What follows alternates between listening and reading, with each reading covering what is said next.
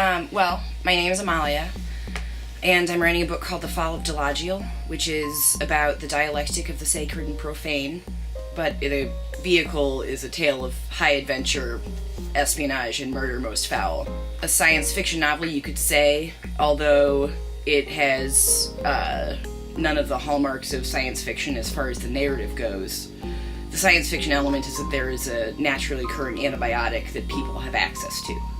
The presence of this naturally occurring antibiotic, which is a commodity in the book, causes wars. It's mostly about a war between two religions, although it doesn't start out as a war. It starts out as espionage, turns into a war. The antibiotic is only being produced in one place, so they have, in that culture, complete control over the production of it, and anyone else has to pay exorbitantly to get it. They have a monopoly. When you have medicine that people sorely need, then any people will do anything to get it.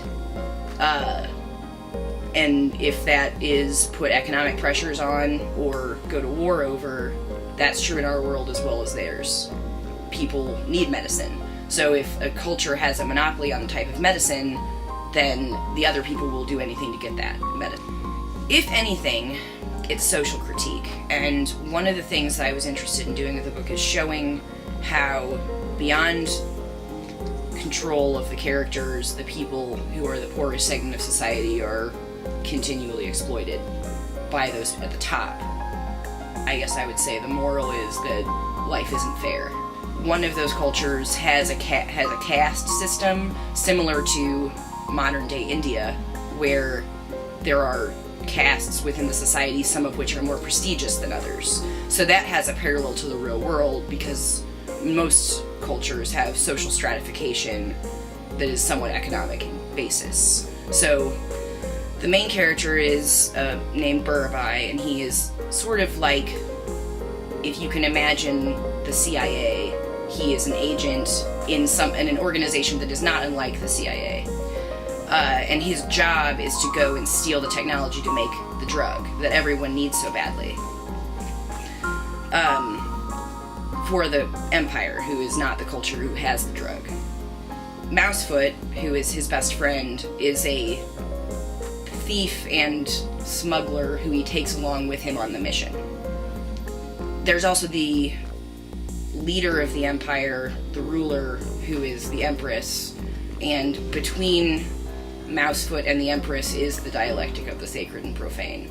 So Mousefoot is an untouchable. She is the lowest caste of their society. The Empress is absolutely the highest. So Burabai, in trying to find a space in between them, is exploring these extreme opposites.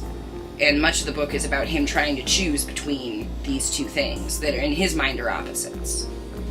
I ended up running it as a dice game, where you could be a person inside this world, and it's based on the world of the book, except I used Dungeons and Dragons rules, so you have access to magic and all those things that aren't present in the book world.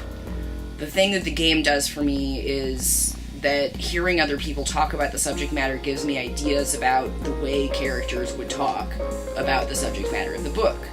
Some of the characters have made it into the book. I had to completely change them in order to make it fit, but people have come up with names that I really liked, like there's an untouchable who became a main character in the book but started out as a game character named Patches, and I liked the way the character was created so much that I inserted them into the book, even though supposedly Patches shouldn't have been alive for another 75 years, but first of all, I thought of the idea 10 years ago, and I've been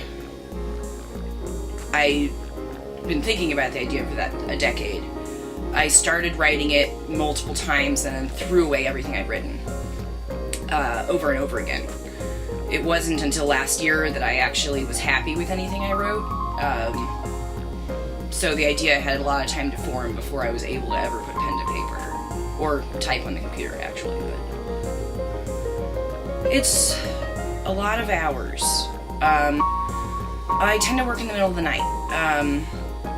everyone else is asleep, I sit at my computer typing for hours. I tend to write in binges where I'll write like 50 pages over the course of a couple weeks and then not write anything for a couple weeks. It's the best thing I've ever done. I went to college for art. Anything I did in my undergraduate art or anything I did outside of the book is not as good as the art I am making and the book, like, as a whole. The drawings I've done in combination with the writing, I think, is the best work that I've ever made in my life. I'm proud of what I've done, I would say. And I think that, the next step is publishing, which I've never tried to publish a book before, so we'll see how that goes. But everyone who's read it has said I should try to get it published, so. This interview is over! Okay. Rah!